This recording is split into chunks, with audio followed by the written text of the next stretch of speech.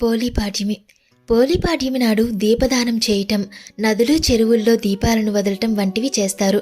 పోలీపాడ్యమి నాడు పోలి బొందితో స్వర్గానికి వెళ్లిన రోజు అని పురాణంలో ఉంది. ఆ రోజున 30 ఒత్తులతో కూడిన దీపాలను వెలిగించాలి.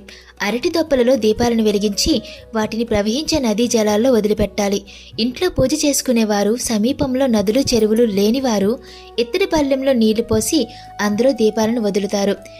పోలీపాడ్యమి అంటే ఒక చాకలి స్త్రీకి 4 కొడుకులు, 4 కోడళ్ళు ఉన్నారు. ఆమె కార్తీక బహుళ అమావాస్య నుంచి కార్తీక మాసమంతా 3 కోడలతో నదీ స్నానానికి వెళ్లి దీపం పెట్టి వస్తూ ఉండేది. చిన్న కోడలే ఇంటి చాకిరీ అంతా చేస్తూ ఉండేది. ఆమెకు పనులను అప్పగించి 3 కోడలతో ఆలయానికి వెళ్లి అత్త పూజలు చేసుకువచ్చేది.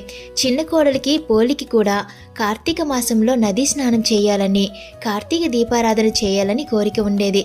కార్తీక మాసమంతా అత్తగారు 3 కోడళ్లతో నదీ స్నానానికి వెళ్లి దీపారాధన చేసేది. చిన్న కోడలను పోలికి మాత్రం తీసుకెళ్లేది కాదు.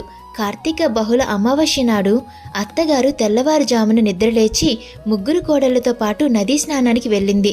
చిన్న కోడలు ఏ విధంగానైనా దీపం పెట్టాలని అనుకుంది.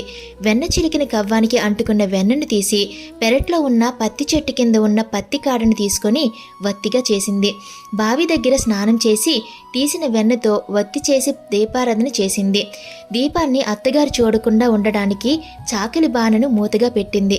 అప్పుడే ఆకాశం నుంచి దేవదూతలు పోలి కోసం విమానాన్ని తీసుకుని వచ్చారు.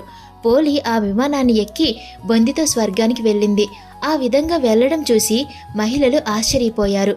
అత్తగారు 3 కోడళ్ళు పోలి స్వర్గానికి వెళ్లడం చూసి ఆశ్చర్యపోయారు. వారు పోలితో పాటు స్వర్గానికి వెళ్లాలనుకుని పోలిని పట్టుకునే ప్రయత్నం చేశారు. అప్పుడు విష్ణుమూర్తి ప్రత్యక్షమై చిన్న కోడల్ని వదిలిపెట్టి మిగిలిన 3 కోడళ్లతో ఆడంబరాలకు పోయి భక్తి శ్రద్ధ లేకుండా దీపాలు పెట్టుకున్నారు.